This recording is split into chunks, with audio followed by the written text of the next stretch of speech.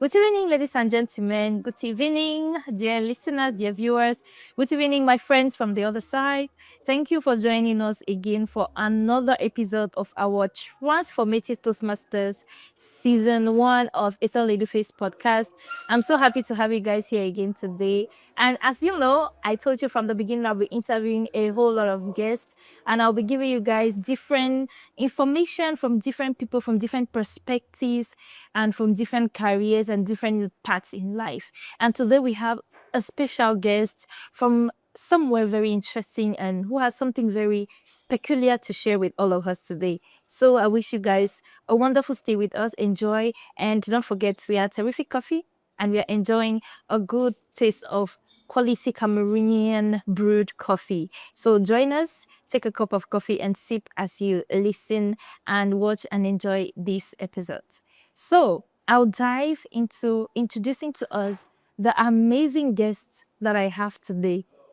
It's somebody I haven't met many times, so I'm quite honored that he accepted to join us in this podcast. This shows the dedication Toastmasters have to support each other, especially when it's an initiative that will build the society. So thank you very much for joining me in this podcast. And I will give you the room to introduce yourself to this audience and tell them who you are. Thank you, Ethel.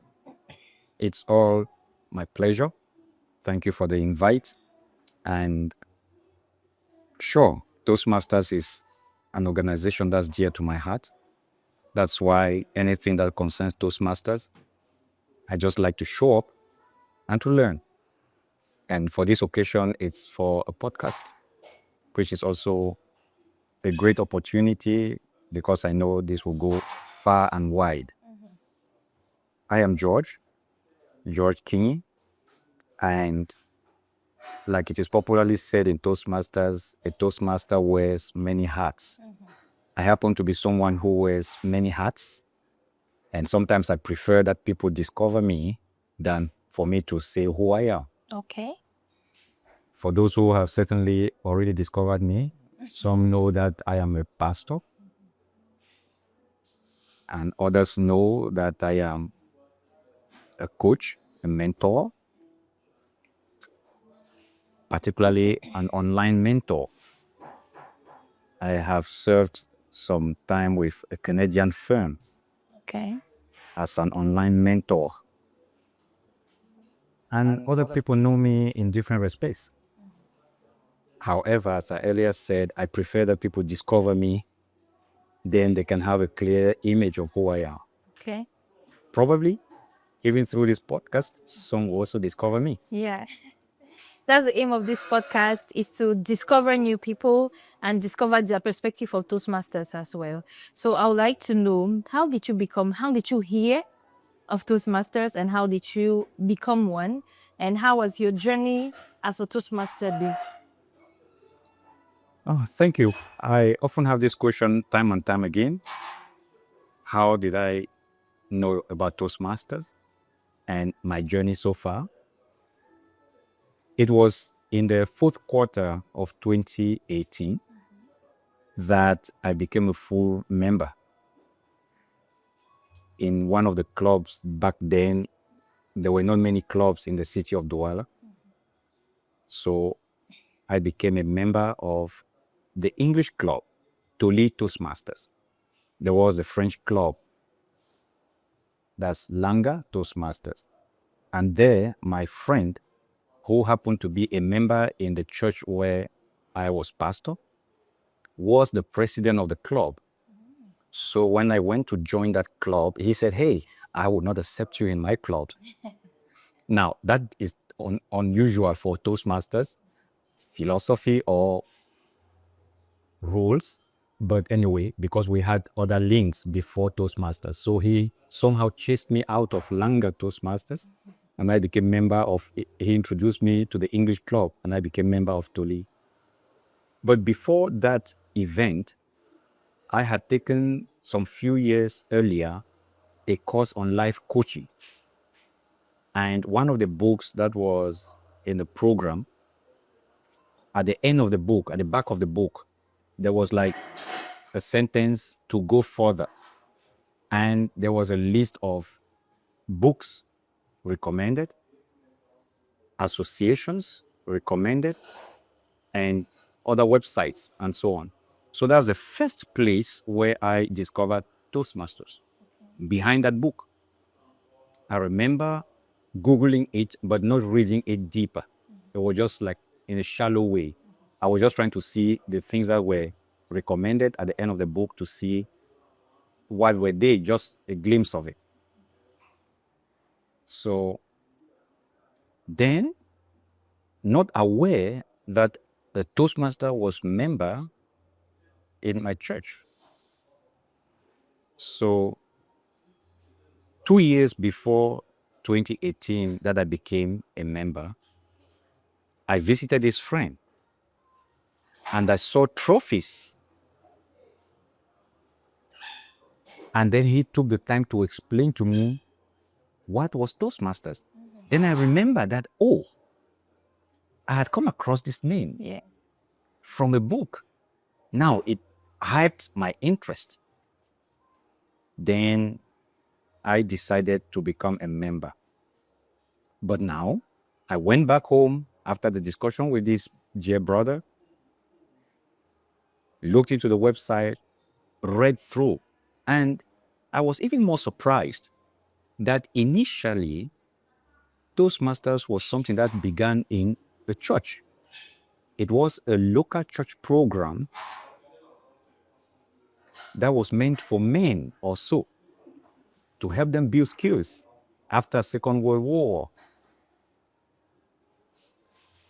And I was challenged that such a little organization could become today such a wonderful platform where people build skills. That was my first, I would say, invitation to become a member of Toastmasters. Okay. Then the second thing was how many skills someone can hone or through the Toastmasters platform develop. Can you guess the number? That's so What if I say more than 300 skills? Yeah. I was surprised that other than the popularly known leadership skills, communication skills, then the 11 pathways, you have listening skills. I have even learned how to plan, arrange for, and even go up to preparing a debate and moderating a debate through Toastmasters, something I had not done before. And that's how you can learn many skills. I have also encountered Toastmasters who have become comedians through Toastmasters, and others who have opened up association for a lot of things just through the skills that they have learned through Toastmasters. So that's why around the last quarter of 2018, my journey began. And maybe if I can just throw light, certainly you will follow up with some questions. I know that. My journey so far has been, I would say, divided in two. Part of it in the United States as a Toastmasters also, because immediately I joined, some few months later, I was in the United States. And that's another wonderful thing with Toastmasters. Once you are a member in a local club, no matter where in the world, if you travel to any other country, just try to check if there is a Toastmasters around you and you are already a member. So becoming a Toastmaster is becoming an international membership. You're free to now participate. And that's how my journey continued, even in the United States. Then I came across so many wonderful people with just the link of Toastmasters. So wonderful. When I came back, I was not new or new to my club. It was just like a continuity. yes. So much that now I even have a dual membership. I am still a full member of my club, Town Criers Toastmasters in United States, particularly in the state of Illinois and the city of Wheaton, or where we meet at Grenda. Then I'm also a member of Toli Toastmasters Club in Douala, Cameroon. Wow. How is it like to have dual memberships? Do you attend the sessions there from online? Sure, I continue to attend sessions online, although with a lot of challenges. Sometimes now already time challenge. It means 1 a.m. Cameroon time. And if we have our meeting is by 3 a.m., that I will be online. Or if we start at 2 a.m., it's around 4 a.m. that I will be through. That's a challenge already. Yes. However, there is also the challenge of internet connection, which is not stable in Cameroon. Of course. During the third challenge, sometimes power goes off. So sometimes I will plan to attend my club meeting and just that day there is no power. Or that day the internet has glitches. So it's really challenging. That's why I prefer not to announce that I will attend. Then if by whatsoever mechanisms everything lines up, I can get up, there is power, there is internet, then I will attend. But for my club in Cameroon, I have several options. Not only now my club, many other clubs also invite me to participate in topics that are interesting and even be a full member in sponsoring clubs or assisting in contests and so on. So I'm solicited because as something that I heard somebody call me one day the coach of coaches. So probably that is why I'm invited in other clubs to give a helping hand. Okay, okay. On your journey as it's true that now you've retired as a pastor. However, when you started, you were a pastor. So how did it feel like? Because Toastmasters is not a very religious place. It's not a place we are neutral against religion, politics, and all that. As a religious person, how did you blend in your personal religious values with the Toastmasters values without maybe having any clashes or difficulties? Yeah. Thank you for that question. And obviously, when I had done my research and noticed that Toastmasters even started in a local church, it's part of what I can support. I also know that as Toastmasters continued on, they had to strike that neutral ground. Otherwise, we will not have Toastmasters having access in, let's say, Muslim countries. Yeah. And see the wonderful thing that Toastmaster is doing in more than 100 countries in the world. You can imagine that. So I have nothing against that philosophy. By the way, I have come across or I have been to places where sometimes they will have to not present me by using my title so that I should be accepted there. I know what it means. Yes. It doesn't call for compromise. It's just the way the world functions. However, we do have access in those places. I would rather say Toastmasters values are words that you can easily find in the Bible. Values like honesty. I preach that. So why not be where such values are promoted? Values like love. And even the core of Toastmasters that we encourage one another to become better. That is, I can have more than 50 Bible passages to support that.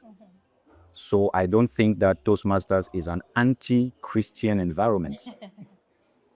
Now, I have had the opportunity through Toastmasters to meet people that I am sure without that platform, I would never meet.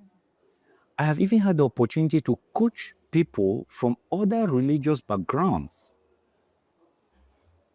You get that? Yes. For example, I am a pastor in the Pentecostal evangelical side. I have coached people from the Catholic Church. You get that? And helping them grow in their faith.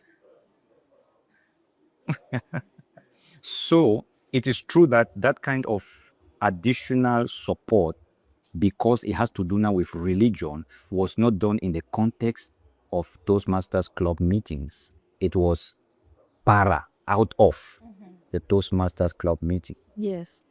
I have encouraged some who were planning to get married. You see that? Follow them up, give them resources. So I don't think that Toastmasters is an anti-Christian environment.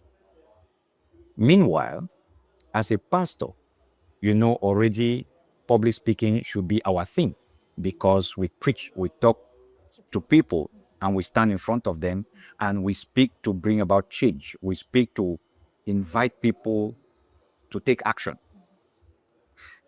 The wonderful thing that I have had to challenge myself with Toastmasters is there was one year, I can't pick that out immediately, but should that be around 2022? That year, among my objectives, no, it was earlier than 2022. I think that was 2019, because I started that challenge from the United States before I came back to Cameroon. So I decided to use the model of Toastmasters to cut down the number of minutes I can give a sermon. Just for your information, in my denomination, it's common to have a speaker talk for an hour, sometimes more. And personally, I used to be tired.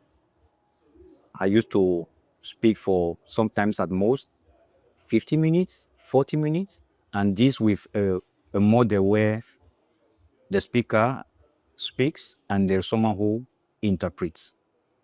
But now I wanted to cut that down. And you know, in Toastmasters, the common speech is between 5 to 7 minutes. And I was mesmerized what one can accomplish with a 5 to 7 minute speech. Yes, it's true, without an interpreter. So if you put an interpreter who speaks at the same speed, let's say that's 14 or 15 minutes, you can bring change. You can ignite a fire in somebody's heart with just 5 to 7 minutes. So I gave myself that challenge, and I was going back to some of my sermons that were 30 minutes long to stream them down to hit the bull's eye immediately, because I know I have just 5 minutes. And you know, with public speaking, they say just the very first 2, 3, 4 sentences can help a person decide whether they will listen to you or not. Not here. I had to make myself a better speaker or preacher through the Toastmasters model. So imagine how beneficial the Toastmaster model has been all these years. That now, in whatever context, whether I am preaching at a wedding, officiating maybe a burial, preaching in church, or teaching, I have metamorphosed models so that if I'm invited somewhere, I remember there is a wedding I was invited because somebody told the host that if you want a preacher who will respect time, this is the person you should call. Yes. So I was invited because they know that if they tell me 20 minutes, I will respect 20 minutes. And curiously, I was invited there, went there, they give me 20 minutes, and I used 15. Wow. And when I finished, I saw people standing up and clapping. Unusual. It's unusual. It was a wedding. Yes. It was unusual. But they wanted that someone who will preach the sermon in 20 minutes. And I gave them the wonderful one in 15. So you get it. Yeah, I get it. And this is very nice because almost, I don't know, almost all of us are Christians, and I'm one. Yeah. And one of the difficulties for me, I think most religious people may face, is sometimes summary of sermon. I have the impression that people think that you have to really preach for a long period of time in Yeah. order to impact people. But with Toastmasters, you learn that you can impact somebody in a 5 to 7 minute speech. Absolutely. And that's really interesting. So, looking at this experience, don't you think maybe it would be nice if religious people or maybe religious institutions adopted this Toastmasters method? Yes. By the way, it is something I am hoping to continue to push for so that my denomination will adopt.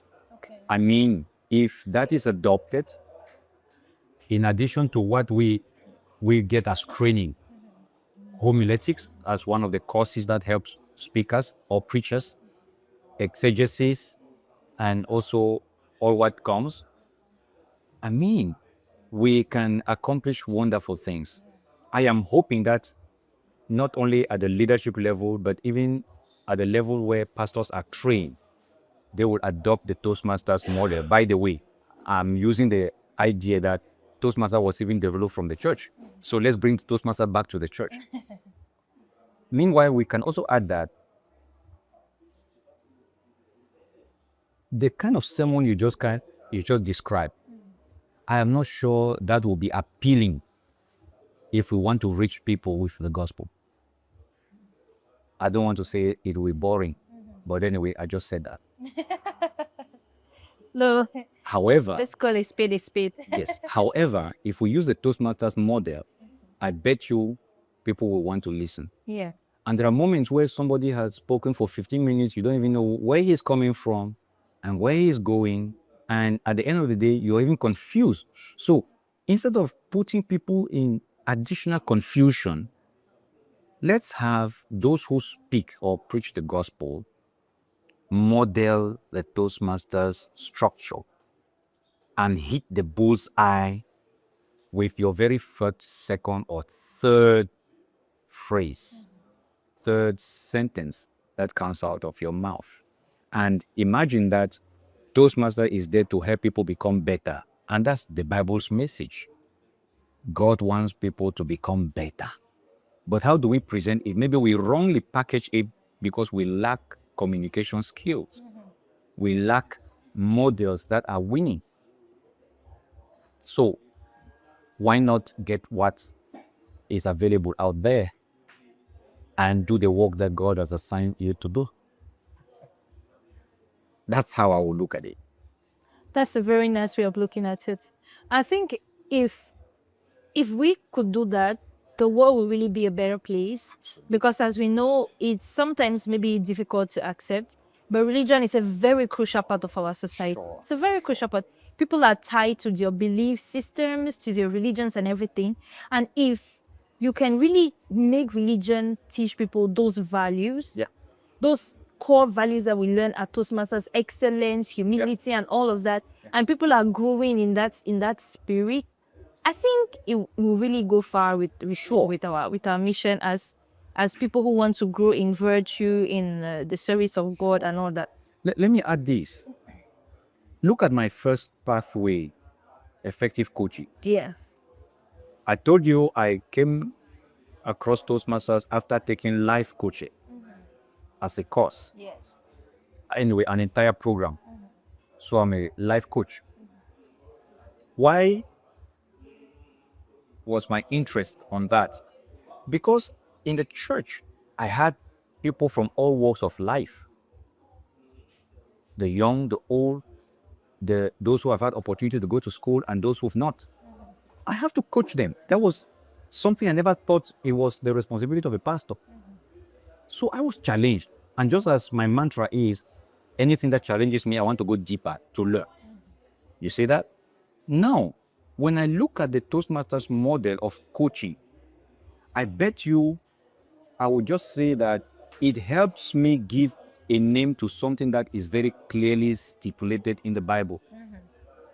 Mentoring, coaching, you find that through the scriptures, how this person has mentored this one. If I just give an example, if you permit me, in the Old Testament, we had like Prophet Elijah who mentored Prophet Elisha. In the New Testament, we have an example like Paul who mentored Timothy. You see that? Yeah. Just to show you that we have those models. Maybe we didn't just call the name mentoring program. We didn't give a name. But I bet you it's because we are not also searching. We are not learning because there are many books out there. For example, I used a book to coach someone through Toastmasters that I came across. Okay. I coached them. They are Christian from another denomination, not my denomination. But I used a book titled Personal Development God's Way. Are you getting that? People talk about personal development today, right? And it seems as if personal development is a topic or a thing that cannot be pursued by Christians. But oh no, I have that book and I have used the book a lot. And there are a series of books. I just give an example here. Yeah. Personal development, God's way. Very effective. And this book has transformed that person's life. And as I said, I've used it to help many other people. So some of these things are out there. But when Christians limit their understanding to what their Bible says, they might think that they are living in, an extra age and not in this world. Even Jesus said, you are in the world, even though you are not of the world, but you are in it. Understand what's going on around you. People are talking about life coaching, people are talking about personal development, people are talking about mentoring, coaching, entrepreneurship. All these topics, I bet you they are there in the scriptures. It's just that that's the name that has been given. Let's even add one, which is, I would say recent, because recently people are talking about it, correct? The topic that has to do with emotional intelligence. Okay, yeah. You see that? Yeah. I even have an article I wrote, Emotional Intelligence from the Biblical Perspective. And myself, I was surprised that I could see emotional intelligence all through the Bible, except that those who are not Christians will remove the part that God should appear, right? That's just all. But we will say the same thing. If someone who has taken that course on emotional intelligence or who had knowledge about emotional intelligence, they get into the Bible, it will just be the same thing, but that now you will have God appearing in some places. Okay, emotional intelligence will say how? Look into yourself, right? Because it is, you have to master your emotions, right? Now, a Christian, I would say, yes, you have emotions. Who created those emotions? God. And how do we master it? Now, for someone who is not a Christian, he's counting on some inner power. But for me, a Christian, I don't count on an external power or inner power. I depend on God's power, God's spirit that will help me master my anger. God's spirit that will help me master my euphoria. You see that? So that boundary, it is through God's help. But now, if I am not in a Christian setup, I will have to blot that out or bleep it. Well, thank you very much for sharing this religious perspective of Toastmasters with us. I would like to shift a little bit from the religious perspective to just enter into what you've learned so far in Toastmasters. You said you participated in so many contests, both from international speech contests to evaluation contests to table topics and all of that. How did all these participations elevate your public speaking or your leadership? Obviously, those were my very first challenges when I joined Toastmasters. I had someone assigned to me as a mentor, and she is such a wonderful, dynamic woman. And just, I think, 2 months after my membership activated, the contests were around. And she came and said, hey, George, what do you think? And I'm like, well, sorry, no. Well, just so you know, I'm someone who say no a lot. I want that when I first say no, then convince me to say yes. She convinced me. And I went in for that contest. And curiously, I began winning from the club level to the area level, and so on. And well, it happened that at that time I was planning to go out for my studies, and I could not continue to the division level and so on. So I had to leave my place to the second. Okay. Yeah. So second. However, when I look at those trophies in the house, I'm like, wow, look at where my journey has gone, has led me to. My sons and daughter who don't even know how precious or the work behind those trophies. Come and see how they play with it. Can you imagine that? And just to add this one, some few weeks ago, when I was invited to be a contest chair, my son asked me, "Hey, what was your role today?" And I said, "Well, I was the president, yeah, of the contest." I said, "Well, that's my role." And he was like, "So you didn't win any trophy?" And I'm like, "No, I'm the president. We organize it." Then he said, "But why are you no longer winning trophies?" So I gave him promise that hopefully in the next sessions, I will go in for the contest just to win a trophy and dedicate it to his name. So that's already a challenge for me. Objective. Yes. Hopefully next year, if Okay. God allows. Wow. Yeah. I think next year is going to be quite interesting. Right. Because so many of us will be going in with that challenge with different reasons why we have to win a trophy. Absolutely. But the work behind it, it is the trophy is just a symbol that says, "Hey, this guy has done a great job." Now, for someone who has been a contestant, I've acted as a judge in several contests, really several of them.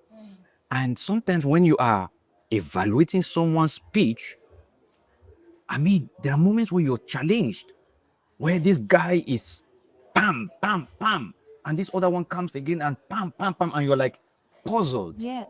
Who really won? So there is that fine line that should separate them, and that judgment is not an easy one. You get it? Yes. It's not an easy one. So when I look at it, I'm like, wait, a trophy cannot really match the work behind. Cannot. It's just a symbol. The real trophy is the better person that you have become. Probably you wrote the speech. You rehearsed in front of the mirror. Those are some techniques.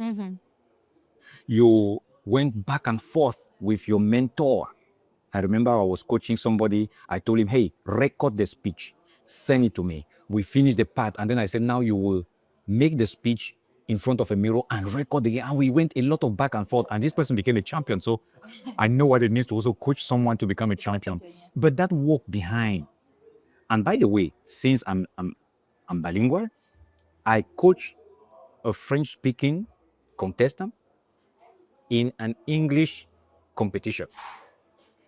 You get that? Yeah. So at the same time, this person was building their language skills. And today they speak English, and I'm like, wow, kudos. So it's like a double win. Yeah. Well, I've noticed that bilingualism is also one of the things that Toastmasters promotes a Very lot. important. A whole lot. Our country. Personally, I'm looking French like I have to master. It's not that I'm terrible with French. It's just I'm not confident with French. And it's a problem of confidence. Every time I want to speak in French, I'll be shaking. It's not like when in English, I'm like, yes, I can handle this. But with French, I'll be shaking. I'll be thinking, what if I say the wrong? What if I say je, I'm supposed to say la? Yeah. And all of that. And now, should I say that this is from my experience? Yeah. Please, is it that you were born in the French-speaking part of Cameroon, Yes, and you exactly. grow more, so you have the French-speaking part, the behavior of the Francophones, as we say? Because I am also someone who have people language-wise, particularly English. The thing has been this: more Anglophones learn French quicker than Francophones learn English. So you have been influenced by Francophone behavior, where they are afraid to make mistakes. But for the Anglophones, they are not afraid of making mistakes. If you put an English-speaking Cameroonian in a French-speaking part of the country, and you put a French-speaking Cameroonian, I mean purely in an English-speaking part of Cameroon, the English-speaking Cameroonian will make progress astounding progress than the French-speaking Cameroonian, because the English people are not afraid of mistakes. The English people are not afraid of mistakes. And now I'm talking with you in English, but I'm a Francophone. You get that? And I remember when the daughter of my aunt laughed at me some years ago when, instead of saying j'ai faim, I said je suis faim. Yeah, and from that year, it was like a challenge I had, and I started reading everything, whether French or English. And later on, if I knew a word in English, I wanted to know its equivalent in French. So I kind of built myself to really knowing the both languages. Today, it is true, writing wise, my English is like up here and my French is down here. Speaking wise, I would say they both are trying to. Yeah. I remember as a pastor, I was in a church where all the pastors, including me, were about 4 of us, were all French Francophones. And there was a need to balance. And one my superior told me, hey, from today, whether you preach or you teach in the church, you will do that in English so that we try to balance. Without knowing that that was my journey, I was still working, like polishing my English. At that time, I was still trying to polish my English. So those years, I was forced somehow into learning English. Then my studies in the United States as well, I did that all in English. So you can imagine why my English should be somewhat heavier than my French. But Francophones are slow learners. So please, would you mind to kickstart some nice challenge? Definitely. I'm kicking start. Immediately I'm done with this podcast. I think my next challenge will be becoming a French speaker.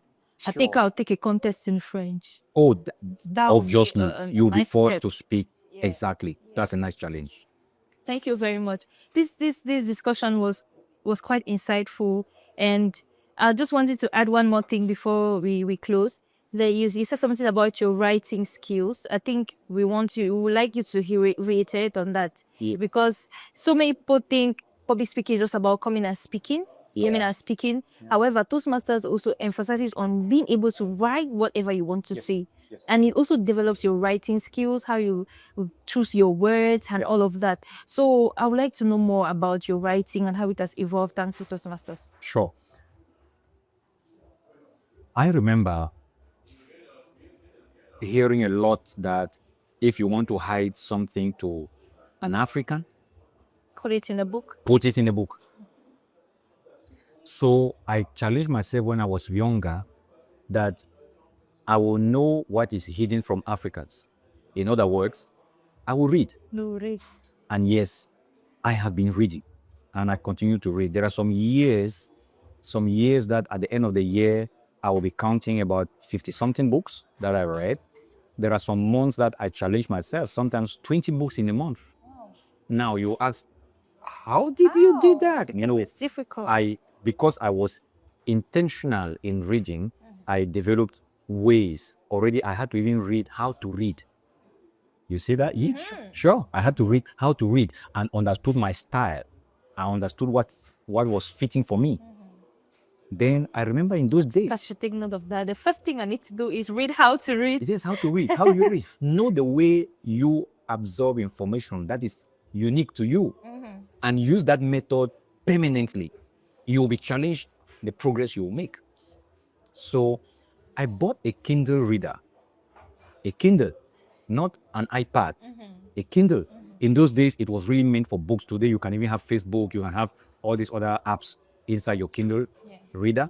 But that was just for books because I had PDF books. And then when you have a Kindle, it's cheaper than buying books. A book that you can buy, let's say, for 5,000 CFA franc.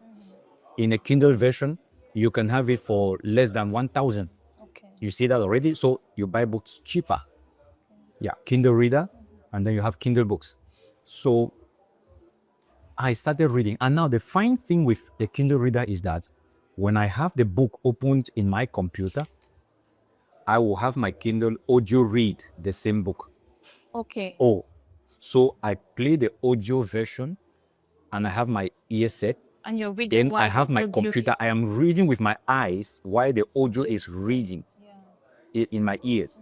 And if I have something to jot, I do that. If I have a note to take, I have my notebook. Sometimes I will even pause and reflect. Let's say a normal book of, let's say, 300 pages. What if I told you that in 4 hours I have read it entirely? And I like that because I don't want to linger long with a book. I don't want to stay long with a book. I want that if I am reading a book, at most 2 days, I'm done. Yeah. The information, I cannot process it. That's what is proper to me because I understand how I absorb information. Okay. You see that? That's the first thing to do. Know how you read. Then use that method. So with that, I have been reading a lot of books. No limit. Economics, I am there. Philosophy, I am there because I'm a public figure. I'm someone that is consulted often. I don't want that somebody will come to me for maybe, let's say, a topic on marriage and I can't give them something. Yes. I am like a As guy. a life coach, As a life coach, everything about life. you have to know something. Is it a student? I have to. Is it an owner of a business? I have to give them some insight. And that's why people keep coming to me for coaching or with questions, because when they come and they're like, you seem to know everything. No, it's I search before they should come. Yes. You see that? Yeah. So with that now, what I'm trying to do in the Toastmasters is help people provoke, push for that they should write. One time when I was coaching some friends who were in a contest, what I did with those who were assigned to me, my coaches, was that write your speech. And do you know what? I have a 4 questions that I ask you. You just answer that. When you answer those 4 questions, then now we flesh it.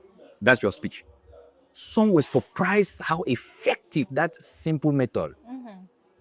For example, what is something that's dear to your heart? Or what topic you want to explore? First question, you put the topic, that the domain, right? Then what specific do you want to talk about that? Have you personally had a challenge, or do you know someone who has had a challenge in that area? Second thing, you just answer. Just give me a short answer. You see that? And when we go through the 4 questions, you start fleshing it. You will use now the Toastmasters introduction model. How do you introduce? You have to say, The like, hook and all of that. yeah, the hook, and then at the end of the introduction, you say, this is what I will be saying, what I will be saying. Then in the middle, the body, you want to say the 1, 2, 3, or if that's a model, that's even a very effective model. The first thing, the second thing, the third thing, right? And then now your conclusion. So we go through the 4 questions, then you just flesh it. Immediately you flesh it, we will fine tune it later, but you already have your speech structure or your speech skeleton. You see that? Yeah. You have 5 minutes. So you have to start from that beginning to evaluate your time. I want you to just naturally read.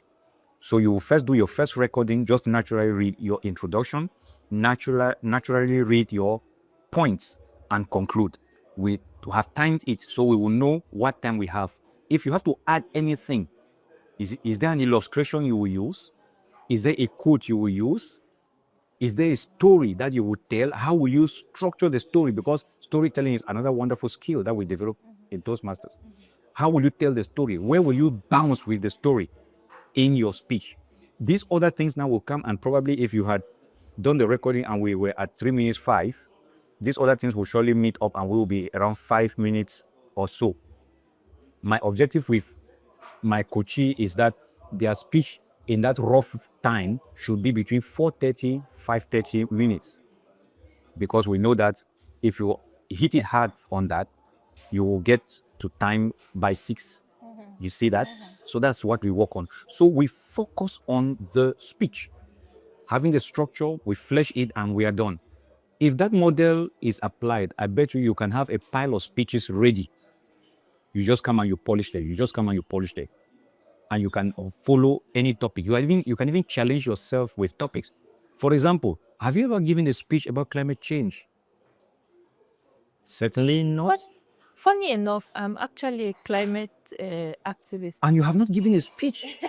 Good. So since you have knowledge, if you didn't have knowledge, I would say, what is climate change? Now, if you are doing that research, how can you talk about climate change as an African? Because your perspective will be certainly different from how a European or a Westerner looks at it. The realities are opposing. You get that? How will you talk about climate change? What are you really pushing for? Are you getting it? Yeah. You will not go maybe to Den Haag or in the United Nations office before you talk about it. You will be talking about climate change to a Cameroonian. What will you push for? How will you push for that? Now, if you've not given a topic, a speech about that, I will say, okay, use my 4 model questions and make a speech, and that will be a wonderful one. And since it's your domain, I am sure that you will really dig deep. You will learn in the process of searching. You will learn a lot. That's why Toastmasters is a wonderful learning tool. Go for topics that you don't know anything about and learn. I remember one time in the US, I gave a speech on sneezy. Like sneezing, like sneezing. Yeah. Sneezing. Really? Yeah. And I had to go and learn how people respond when someone sneezes beside them. I remember my Hebrew teacher in the US, when in class a student sneezes, whatever she was doing, you just hear, bless you, bless you. Bless you. Yeah, in US, they will say, bless you. In Japan, what would they say? In China, what would they say? In Iran, what would they say?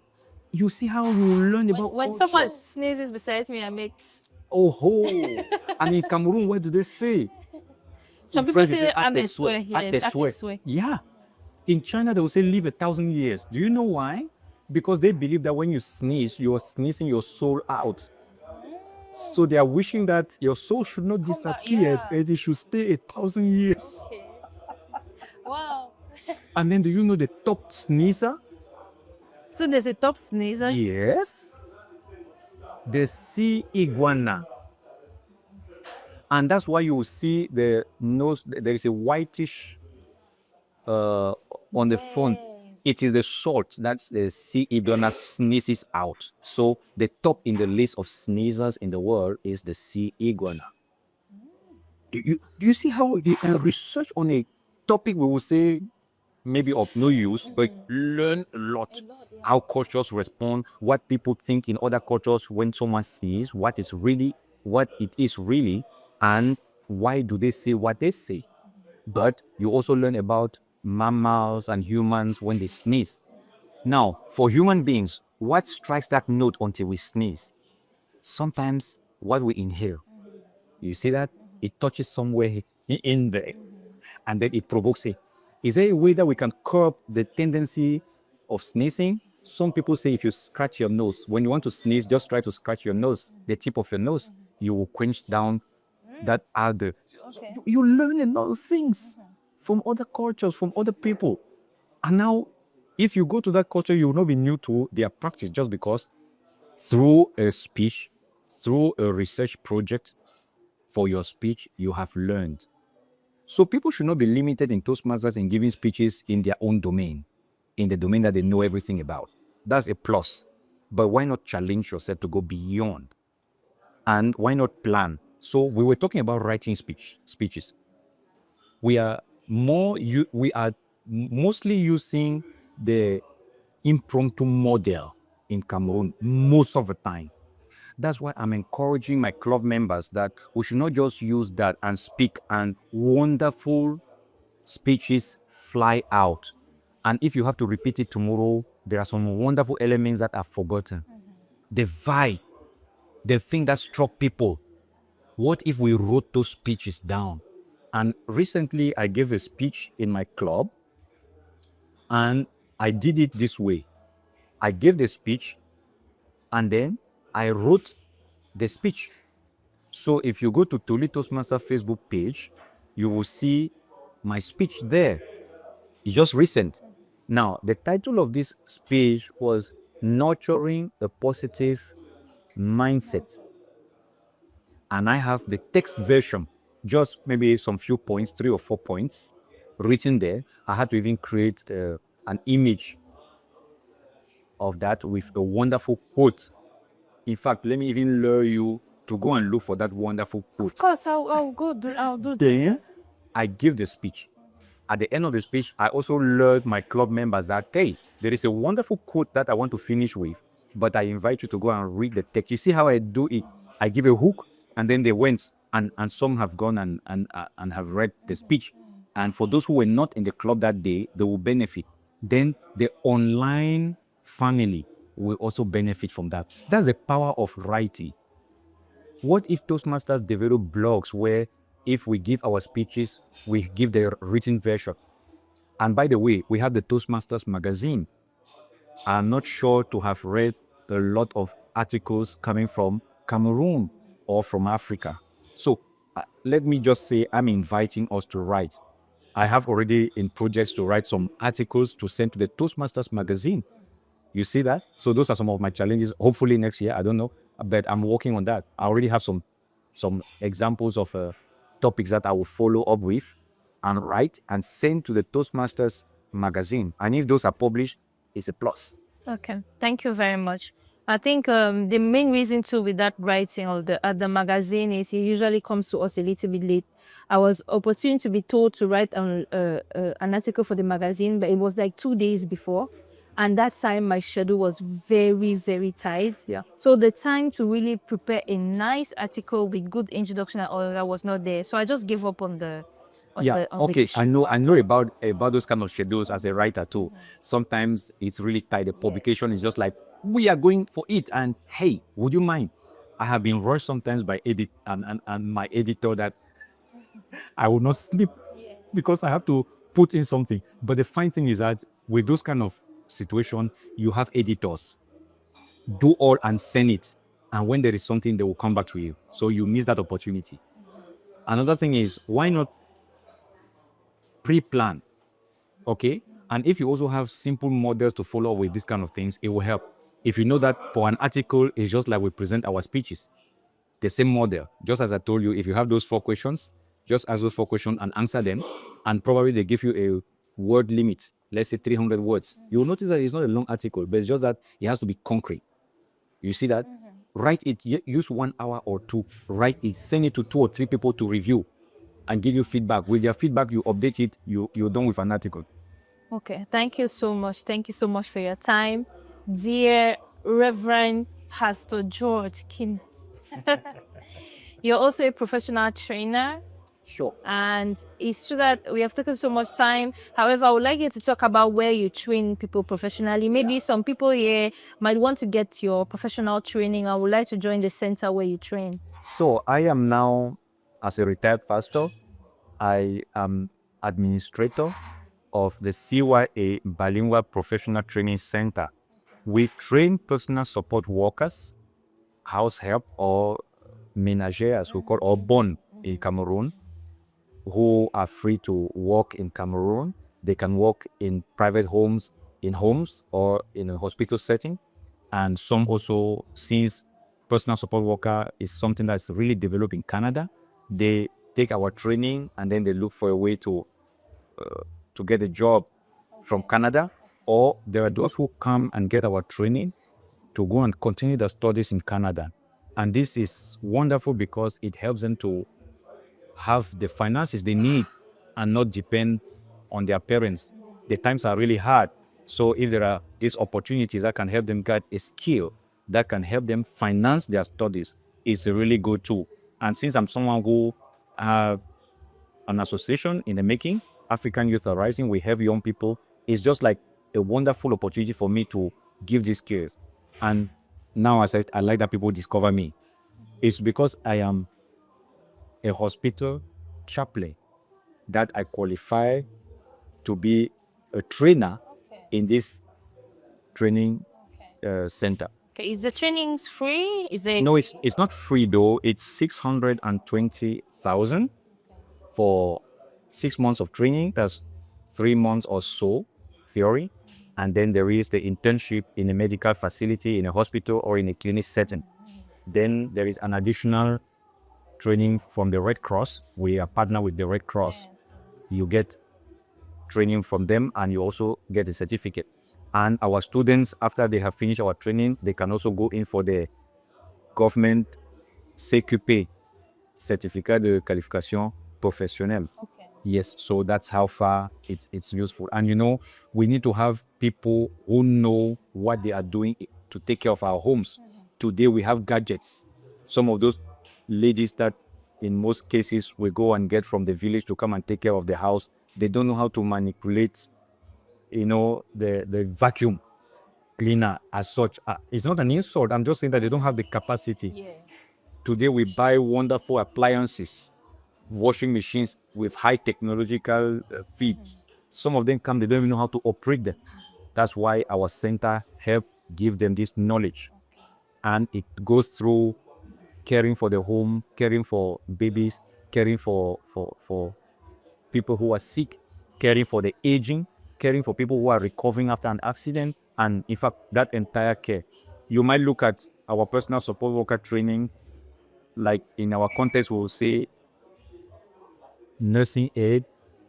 That's why they can work in the hospital setting, but you can also look at them as personal health at the level of the home and so on.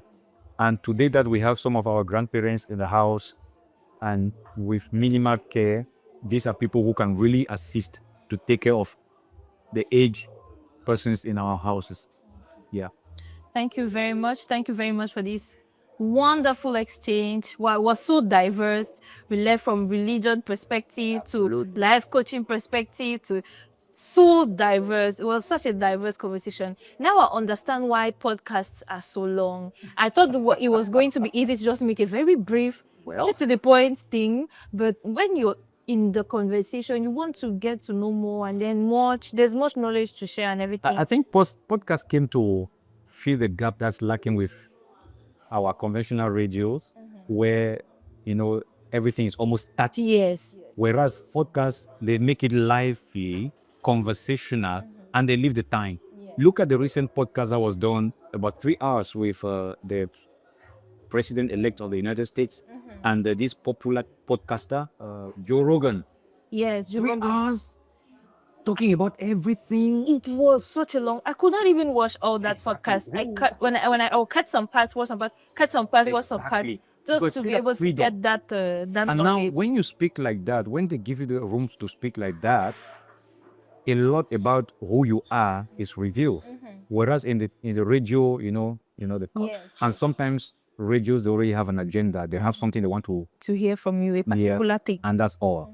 Sometimes you even leave the radio. I have been interviewed several times. Sometimes you leave there and people will call back to ask questions because that time did not permit All the questions. program to. Yeah, exactly. Wow, it's really, thank you so much. You're so I don't know how to put it. Should I say open? And you've really said a whole lot of things, and I've learned a lot. Thank you very much. And thank you, ladies and gentlemen. And we give you our next rendezvous for the next episode. See you.